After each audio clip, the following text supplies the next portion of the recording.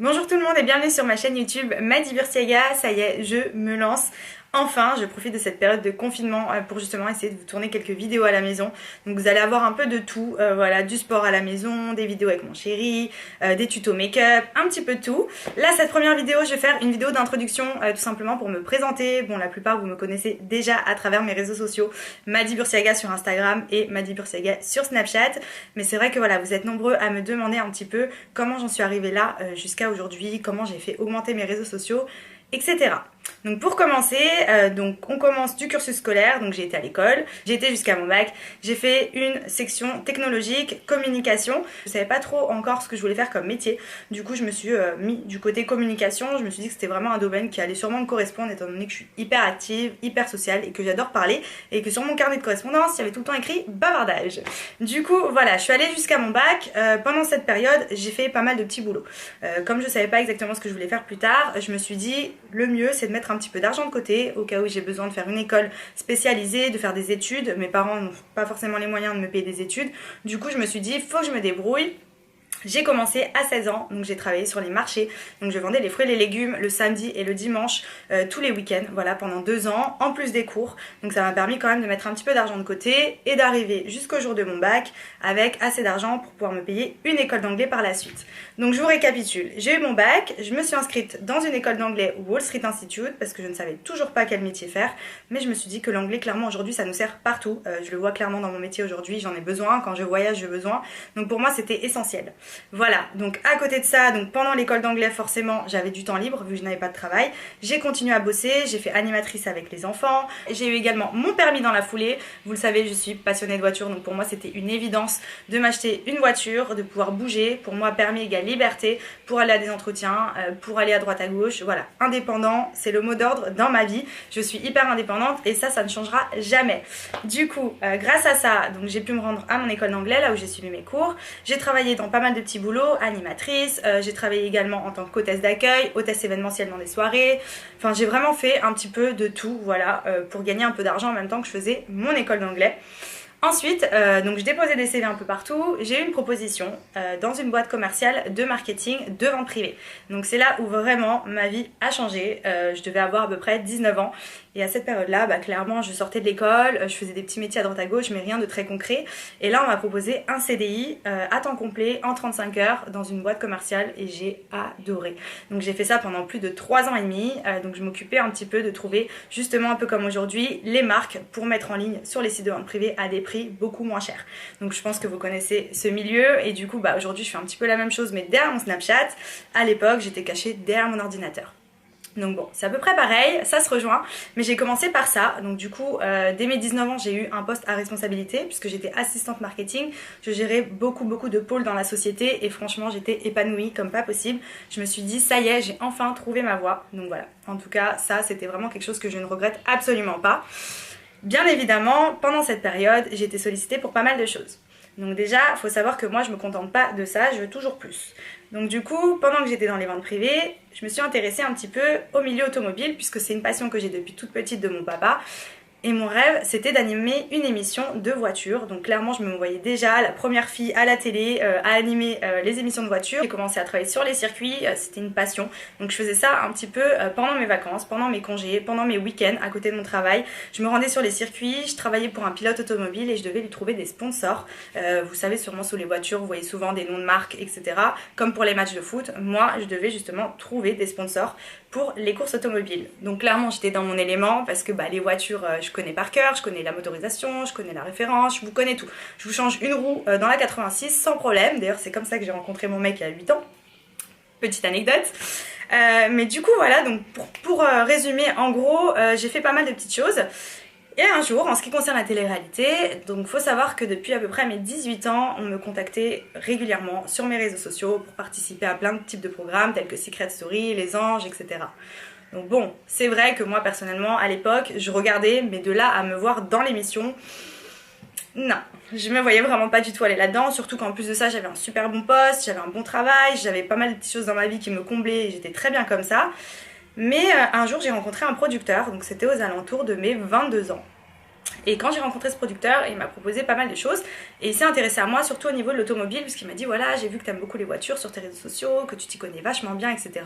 Est-ce que animer une émission de voiture te plairait? Moi, forcément, c'était un de mes rêves quand j'étais plus jeune. J'ai dit bah ouais, carrément et tout, mais voilà, c'est vrai que je sais pas trop comment faire, comment m'y prendre. Et il m'a expliqué que forcément, j'allais pas arriver, moi, m'a dit inconnu au bataillon sur TF1 à vous présenter la nouvelle RS6. Donc, du coup, j'ai dû passer par la case télé-réalité. Pourquoi je me suis lancée? Tout simplement parce que le producteur, je l'ai hyper bien senti.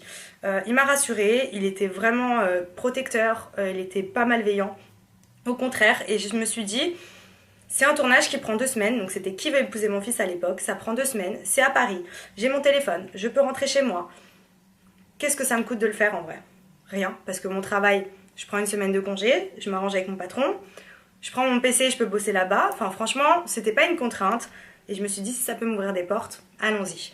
Du coup, j'ai demandé à mon patron des ventes privées si je pouvais prendre ma semaine de congé. Et clairement, à ce moment-là, je me suis dit, s'il me dit oui, c'est qu'il faut que j'y aille. S'il me dit non, c'est que finalement, mieux je reste où je suis et on arrête tout ça. Et là, bah, clairement, il m'a dit que c'était bon pour moi. Il m'a dit, pas de souci, je te laisse ta semaine de congé, etc. Donc, je suis partie à l'aventure. Et je me suis lancée dans le milieu de la télé-réalité. Donc du coup voilà, j'ai fait ce tournage qui a duré 1 à 2 semaines. Et je suis revenue à ma petite vie habituelle. Donc le lundi matin, j'étais au bureau avec mon PC, comme d'habitude. Forcément, après vient la diffusion. Donc diffusion clairement 20h50 sur TF1. Je vous explique même pas, j'ai pas du tout compris ce qui m'est arrivé. Ce jour-là, mon téléphone sonnait dans tous les sens. Les réseaux sociaux, c'était déjà pas ce que c'était aujourd'hui, mais c'était un truc de ouf. Vraiment, je me suis dit, mais qui c'est tous ces gens-là qui viennent liker, qui commentent, que des inconnus que je connais pas. J'avais des beaux messages. Enfin, je me suis dit, là, franchement, waouh, l'impact que ça a, quoi. Et de là, en est venu les placements de produits. Donc tout simplement, au début, donc il y a à peu près 4 ans, j'ai été contactée par certaines marques. Donc ça a commencé dans je t'envoie un t-shirt, une petite robe que je trouvais jolie. Forcément, j'allais pas dire non. On me l'envoyait gratuitement. Je faisais une petite photo sur mon Instagram. La marque était contente et moi aussi, bien évidemment. Au fur et à mesure, forcément, ça s'est accéléré, j'ai gagné encore plus de monde, j'ai alimenté au maximum mes réseaux sociaux, j'ai commencé à me prendre au jeu, j'adorais ce que je faisais, je partageais au maximum avec ma communauté. Et ça a complètement explosé, voilà, ça a pris franchement pas longtemps, ça a vraiment buzzé de ouf. Et pour le coup, je me suis dit, il y a quelque chose à faire dans ce domaine, l'influence. Voilà, donc aujourd'hui c'est devenu un métier, influenceur, à l'époque c'en était pas un, mais moi j'ai vraiment, entre guillemets, été là au début du lancement de ce métier-là qui est influenceur. Donc aujourd'hui je vis de ça.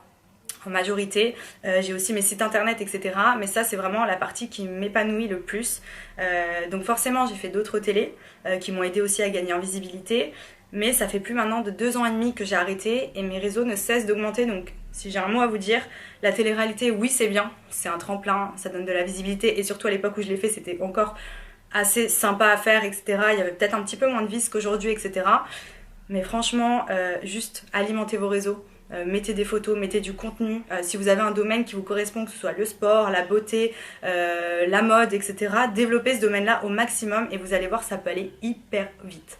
Donc du coup, voilà, aujourd'hui j'en suis à pouvoir partager un petit peu tout mon quotidien avec vous et j'en suis trop ravie parce que tout simplement, pour moi, c'est devenu une passion. Et du coup, donc voilà, au bout de 3 ans chez les ventes privées, j'ai décidé d'arrêter de me consacrer à l'influence, à mon Instagram, à mon Snapchat, à développer un petit peu tout mon commerce et à monétiser tout ça parce que tout simplement aujourd'hui tout le monde le sait, quand on fait une publication on est rémunéré par les marques parce que tout simplement en fonction de qui on est, en fonction de ce que l'on vend, etc., les marques gagnent leur vie grâce à nous, donc forcément nous on a droit aussi à une petite récompense. Du coup voilà, maintenant j'ai des contrats à l'année avec pas mal de marques, donc je suis trop contente parce que c'est clairement ce que j'aime faire aujourd'hui, c'est clairement mon quotidien.